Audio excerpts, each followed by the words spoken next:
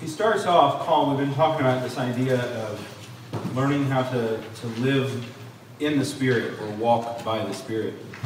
And in the middle of this discussion, he says, brothers, if anyone is caught in any transgression, you who are spiritual should restore him in a spirit of gentleness.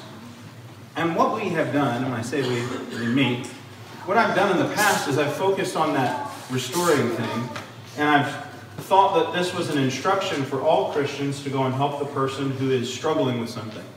Actually, it's not. It's a limiting commandment. Right? It's an idea of limiting. When you see somebody who is hurt or somebody who is struggling, the idea it springs into everybody's minds to go help. If there's somebody who is, needs CPR or somebody who is choking, everybody wants to do something to help. But not everybody should. There are some people that if you're in trouble, you don't want them to help you. You're glad that they want to help, but you want them to be desiring to help from over there, and somebody else can come and help you. And so what you see here in chapter 6 is not something saying, hey, if somebody's struggling with something, everybody go help them. It's actually the opposite. It's saying, hey, if there's somebody struggling with something, a very small portion of you should go and help them. This is a limiting factor here. It's not opening this up for everybody to go. If anybody is caught in any transgression, find me the person here who isn't caught in some transgression, who doesn't have something that they struggle with. Right? So in some way, that part will apply to everybody. But who should go and help them? You who are spiritual. And I think the idea here is somebody who is really struggling with something to the point where it's becoming a problem with their faith. It's not something that they're fighting against, it's something that's overcoming them. And this person here, this spiritual person, is being told to go and restore them in a spirit of gentleness. And what this does is this takes a huge responsibility out of the hands of most people. Because most people, apparently, are going to make a mess of this. So what we're going to look at this morning is look at this instruction for spiritual people. And we have to figure out ourselves whether or not we're one of them. And then we have to figure out what we need to do maybe to become one of these spiritual people. So as we're looking at this, not everything in Christianity is for everybody. And that's okay. You don't need to be doing everything in Christianity. Otherwise, you're the eye, the foot, the hand, the ear, and the mouth. And we don't need one person to be all those things. I don't even know what that would look like anatomically. It would be weird. So be happy to be the hand or the foot or the ear or whatever you are, and do what you do really well. And don't worry about doing what somebody else is good at. Let the other people who are good at their things do their things well, and you do your things well. Not everybody in Christianity needs to be the best at everything. It's just not going to happen. And so what we're seeing here again is this idea, it's a limiting picture. Yeah, we're stewards of God's graces. We talked about that last week. We're going to continue talking about it this week. In 1 Peter chapter 4, we see that God's graces are multifaceted. Or I like the word variegated. Right? Not everybody gets the same gifts. Not everybody gets the same graces. And so your job is to use whatever you've gotten in the best way you can to serve God. What that means when you're looking at this is that not everybody is going to be doing this part of the letter to the Galatians. This idea of you who are spiritual is not going to apply to everybody. And we have to understand when we see this that God has designed everything for a purpose, not sin. Sin is in the world because of choice, free will. But this section in Galatians may not be for you right now. It doesn't mean you get to check out and not listen. In fact, if your temptation is to check out and not listen, it means you should probably listen twice, get a recording, and go back and listen again. But if you're struggling with your faith, if you're wondering whether or not you're even doing the right thing following Jesus, then you're not the person who needs to be going to hell. If you have a legalistic mindset, that's what we've been talking about. This whole letter so far is about this idea of a legalistic mindset. We should work on that before we go and try and help other people. Chances are, if you have a legalistic mindset, this idea that you need to do and do and do and do and do, and it's this doing that makes you right before God, if you have that kind of a mindset, you're going to hurt more than help when you go talk to people. So don't. watch other people who are spiritual and learn how to do that, and then go. If you're a new believer, it's more important that you watch and learn and gain knowledge and wisdom and insight than it is that you go and help people. New believers should not be tossed into that kind of a role, which is one of the reasons why you see over when he's talking about the type of person who should be a shepherd, he says not a new convert. Right? Not somebody who's a new believer. They don't need this kind of responsibility. Don't put it on them. It will not end well. Now, I'm not saying that if any of those things apply to you, I'm not saying that you can't encourage or help in other ways or pray or do a whole variety of things, but this restoration process that is being talked about in Galatians chapter 6 and verse 1 is just not for you right now. And that's okay. You don't have to be involved in that particular aspect of Christianity. So then, why does it say, you who are spiritual? Because some people aren't. And that's a tough truth to grapple with, right? He wouldn't say, you who are spiritual, go do this, if all of the Galatians were spiritual people. He would just say, hey, all of you go do this. So he's making a demarcation, a division, separation amongst these people. And he's not saying, you who are saved, go do this, and leave the lost people to wallow in their own, grotesque mire and muck. That's not what he's saying. And so please don't read this as an in and an out group. That's not at all what he's saying. Otherwise, he would have said. All he's doing is noting that some people are spiritual and some people aren't. If you think that you're not spiritual, then again, this isn't for you. It's not shameful to be an immature Christian. It's not shameful to be a new believer. It's not shameful to be struggling with something. What is shameful is to be content with that. And so if you're reading through this and you say, maybe I'm not really a spiritual person yet, great. Great. Now we can begin fixing that. But if you read through this and you say, I don't know if I'm really a spiritual person, but I'm okay with that. That's not okay. And so what we have to grapple with is the idea that people are in different places, and this isn't an instruction for everybody in Galatians chapter 6 and verse 1. In fact, I would argue that if you're not a spiritual person yet, it's harmful if you do things that you aren't qualified or you aren't ready to do. You don't have to do everything, just what you can. It's like growing plants. It would be like growing seedlings, and you get a frost warning, and so you put the seedlings out in the frost. You need to thin the herd a little bit, right? No, that's the exact opposite of what you do. You bring those young tender plants in, those plants that are growing in, and you wait until they're strong enough to endure the frost. And so here in this situation, if you put somebody who isn't spiritual yet into this situation, bad things are going to happen, either for the person who is struggling or for the person who isn't spiritual. And probably both. Probably both. So then again, why does it say, you who are spiritual? Well, look over at 1 Corinthians chapter 3.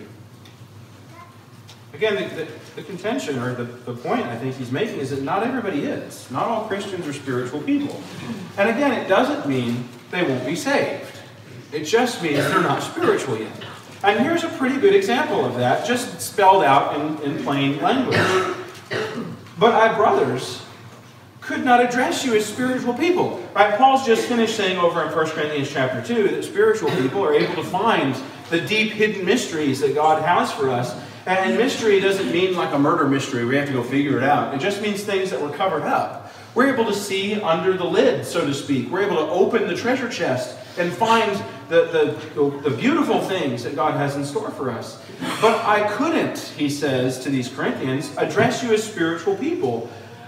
But, so the idea is, but I had to address you as people of the flesh, as infants in Christ. Okay, so there's kind of your definition. People who are new believers or people who are immature are not spiritual people yet. And this has nothing to do with age, and it has nothing to do with how long you've been a Christian. It has to do with your spiritual depth. Right? An oak tree can be 100 years old and be really tiny. An oak tree can be 15 years old and be pretty good size. It has nothing to do with how long you've been a Christian. I know some people wear that as a badge of honor. I've been a Christian for 70 years. I don't care. It doesn't matter. In the end, we'll all be with God for an eternal amount of time, which time doesn't exist in eternity, so there. Right? So it doesn't matter. And it's not a contest. It's about glorifying God. And so how long you've been a Christian or how not long you've been a Christian isn't the discussion here. Otherwise, he would say over in Galatians chapter 6, you who have been a Christian for at least 15.34 years, go help these. That's not what he says. You who are spiritual, go. So not everybody is a spiritual person, and that's okay, as long as you're not content with staying an infant, somebody who's immature, somebody who's physically minded. And when you continue reading through this section, you can start looking at verse 10. He says, according to the grace of God given to me, like a skilled master builder, I laid a foundation, and someone else is building on it. Now let each one take care how he builds on it. For no one can lay a foundation other than that which is laid, which is Jesus Christ. So there's your foundation. Paul has come. He's laid this foundation of faith, Jesus, and we build on top of that foundation. Now, if anyone builds on the foundation with gold or silver, precious stones, wood, hay, straw, so he just names all these different things. And people are going to build with a variety of different materials. But then he says, each one's work will become manifest, for the day will disclose it, because it will be revealed by fire. And the fire will test what sort of work each one has done. If the work that anyone has built on the foundation survives, he will receive a reward. If anyone's work is burned up, he will suffer loss, though he himself will be saved, but only as through fire. Now, what specifically does that mean? I don't know that I could tell you, other than you missed an opportunity to do glorious things for God. It doesn't mean that if you're an immature Christian and you live your entire life building with wood and straw, that on the last day you will be lost. That's not what he's saying, because the foundation is not your works. The foundation is not your spiritual understanding. The foundation is Jesus Christ. In fact, I would argue if you make the foundation your works or your spiritual understanding, now you're in trouble, because you're trusting in yourself rather than Jesus. But you see here, this is, I think, pretty clear. Not everybody is spiritual. Some people are going to do a better job becoming spiritual. Some people are going to do a not so good job becoming spiritual. But everybody who is a Christian, regardless of where they fall in that spectrum, is going to be saved. So we should focus on becoming spiritual and putting away worldliness. We should be working on becoming more spiritual and less physical and fleshly and legally minded. And that's Paul's primary complaint in this letter. Legalism pretty much turns you into a physically minded person. I don't know how you can be a legalist and be spiritually minded at the same time. And again, we're not talking about people who will be saved versus people who won't necessarily. But we have to be careful that we're focusing on the things that are spiritual. When you read through here, when you go back to Galatians chapter 6, and he says, you who are spiritual should restore him in a spirit of gentleness. Notice that he doesn't say, you who regularly attend worship. I know. Right? But if we can't use that to measure people's spiritual depth, what can we use? Maybe like their spiritual depth. Right? So, attending worship services is not an accurate gauge of somebody's spirituality. Mr. Sapp recently passed away. When was the last time you saw him before that happened? It was a while. Right? So obviously, he's not spiritual anymore because he wasn't here. If he was a spiritual person, he would have been here. No. He was sick at home. He couldn't be here. Right? And so you can't necessarily use attendance. And even sometimes somebody who is not stuck at home because of some physical limitation. And the reason why I use Mr. Sapp as an example is because he was a pretty spiritual guy. Sometimes people have other things going on in life. Sometimes people are shift workers. Sometimes, there's a whole variety of things where you can't say, oh, well, they didn't come. Obviously, they're not spiritual. Now, I think you can make the argument that the more spiritual people become, the more they will desire to be with God's people. The more they will want to be with others, the more they will want to encourage, the more they will want to help people grow. The more spiritual people become, the less they come to something like worship services to get, and the more they come to worship services to give. Somebody who's spiritual doesn't come because they need to. Somebody who is spiritual comes because they have an opportunity to help and encourage others. That's why. And so maybe you could argue that lack of attendance is a symptom of a problem. Sometimes. That's not what he says. He doesn't say you who regularly attend. And the reason why he doesn't say that is because you can come to every single service and still be a heathen. Sitting in a pew does not a Christian make. There are lots of cool pictures that people use, like standing in a parking lot doesn't make you a car. That's true. Attending worship services doesn't make you a spiritual person. It doesn't even make you a Christian. It makes you here, which I'm glad you are. But he's not talking about stuff like that. When you read through the Bible, and it uses this word spiritual, it's actually kind of a difficult thing to nail down. What does it mean? Because the meaning is kind of amorphous. It kind of changes depending on what is being talked about.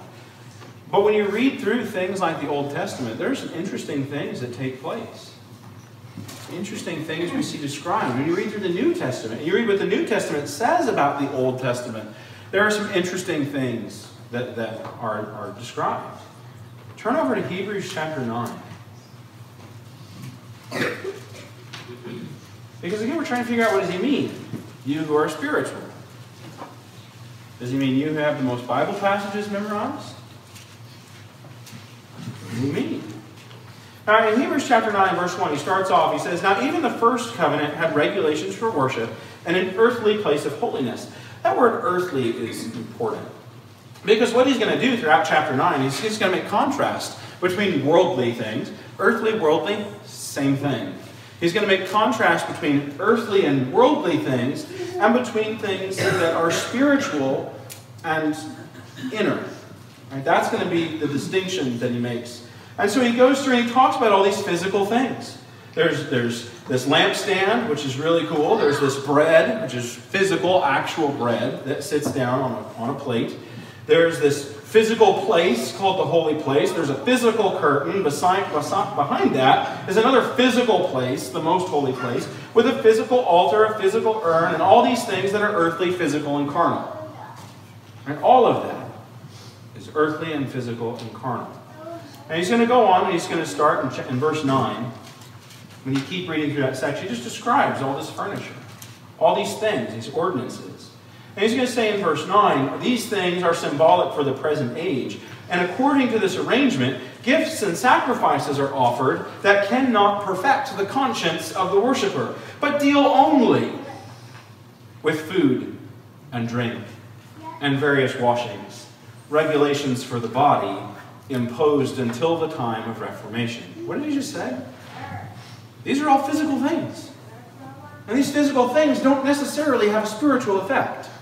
And so he's making a very powerful distinction here between the two covenants, and that one is physical and one is spiritual. We tend to just make distinction based upon time, old and new. But the distinction the Hebrew writer is making is earthly, carnal, physical versus spiritual, timeless, and internal. It's different. So that's the argument that he's making here. And when you keep reading throughout the letter here, or this whole section, you can go like verse 13. "For if the blood of goats and bulls and the sprinkling of defiled people with ashes of a heifer sanctify for the purification of the flesh, how much more will the blood of Christ, who through the eternal Spirit," notice that contrast there. That's not an accident.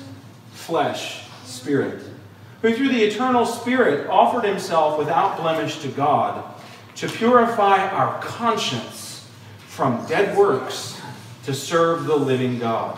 And so the contrast here is that the earthly, the spirit, the physical, the carnal results in death, and the spiritual brings life. It's a mistake for us to focus on physical things. Under the Old Covenant, it was a mistake to focus on physical things. In fact, when the Apostle Paul describes the Old Covenant, he says that it's spiritual. Wait a minute. Didn't this writer just say there's all these physical things? Yeah, he did. Because that's what people tended to focus on. Do I have the right recipe for the bread? Oh, still holy. Did I do incense at the right time? Oh, still holy. Did I do the right sacrifice? Oh, it's daytime. Got to kill the lamb. Oh, it's evening time. Got to kill the lamb. Oh, Day of Atonement. Got to kill the goat. And they focused on all these physical things, and they thought that doing the physical made them right with God. And Paul's argument in the letter to the Galatians, in the letter to the Romans, the Hebrew argument here is that none of those physical things ever made you right with God. Never, not even once. And so focusing on all that stuff was not the idea. The idea was to show you something. Using these physical things that you could taste, smell, touch, and see to teach you about something that you couldn't taste, touch, smell, and see. Using something physical to teach you about something spiritual. That was the whole point. And in doing that, the law is spiritual. But it's easy to focus on physical. It's a mistake for us to focus on physical things today, too. This word spiritual also is used to talk about your inner person. And whether it's the Holy Spirit or your spirit, it has to do with things that are inward. In Proverbs 18:8, it talks about the words of the whisperer. And the words of the whisperer are somebody who comes to you and talks to you in private. Hey, don't tell anybody, but just slap people when they say that. Unless they're about to tell you really good news. Actually, first stop them and say, is this good news? And if they say, no, it's juicy gossip, slap them. You have my permission. Right? The words of the whisperer, I'm going to get sued now. The words of the whisperer in Proverbs 18, they go down and they affect your inner person. What does that mean? Somebody whispers to you and you get cancer? No. They affect you spiritually. They affect you, the real you, not your body. They affect who you are. They change who you are. And that's stuff you don't want in. In a sense, it is kind of like cancer, just not a physical cancer. It's a spiritual cancer. It makes you into a person who harbors grudges, who harbors resentment, who looks down on others.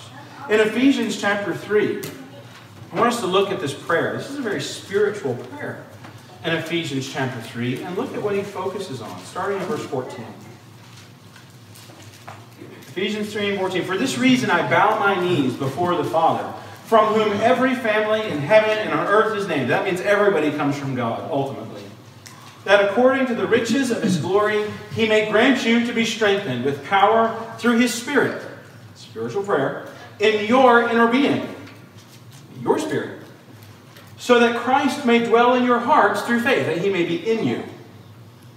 That you, being rooted and grounded in love, may have the strength to comprehend with all the saints what is the breadth and length and height and depth, to know the love of Christ that surpasses knowledge, that you may be filled with all the fullness of God on the inside. This is all about inside. In fact, it's so inside that you really can't comprehend it. And this idea of the love of Christ surpassing knowledge. It's not something that you can sit down and study and figure out. It's spiritual. It's different. In Romans chapter 7 and verse 22, Paul talks about delighting in the law. Well, isn't that whole section about how the law is not good? It's not good to try and follow it? Yeah, it kind of is. But listen to what he says. I delight in the law in my inner being. My spirit. I delight in what God has shown me. It's marvelous. It's amazing. Delight in the law in my inner being. But I see in my members another law, waging war against the law of my mind and making me captive to the law of sin that dwells in my members. The spirit and the flesh. This juxtaposition here. And so what we're striving for is to become spiritual people. Now, knowing things pertaining to the physical world does not make you a spiritual person. I encourage education. I will never tell anybody you shouldn't learn stuff. I think you should. But becoming well educated does not make you a spiritual person. It just doesn't. Knowing lots of facts doesn't make you a spiritual person. Knowing lots of information about the Bible doesn't make you a spiritual person. One of my favorite authors to read because I disagree with him so vehemently, and I like to see how he arrives at his conclusions, is an ardent atheist. He has 2 PhDs in theology. He knows lots of facts about the Bible. He's not a spiritual person. And so knowing stuff isn't necessarily what makes you a spiritual person. Knowing lots of information about physical ordinances doesn't make you a spiritual person. And this is the difficulty, right? I heard somebody talk one time for about 30 minutes on why you should use unleavened bread in the Lord's Supper. And at the end, he said, it was a pleasure to get to talk to you about spiritual things today. And my thought was, you didn't say one spiritual thing. You talked about bread recipes the whole time. That's not spiritual. That's physical. Wait a minute. We fall into the same trap the Israelites did, don't we? Where they get focused on that physical stuff and they think they're being spiritual. No, you're being physical.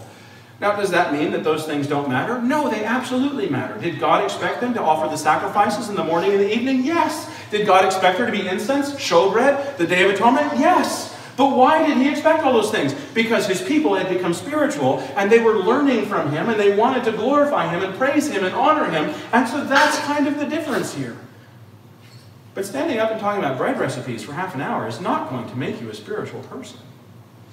It might make you a really good baker. But that's probably it. And so we have to be careful. We have to walk circumspectly.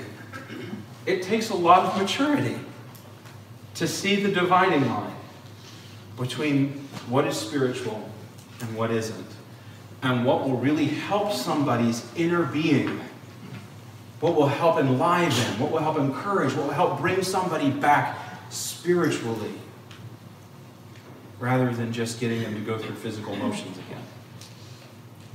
And that's why Paul says in Galatians chapter 6, let you who are spiritual restore such a one. Because God isn't interested in people who go through motions. God is interested in people who love him from their heart, who love him spiritually, who want to serve him from their heart, who want to think differently. And that's what we all need. We all need to be encouraged in that way. I hope this has been helpful. We'll continue in Galatians next week. At this time, we need to be dismissed to classes.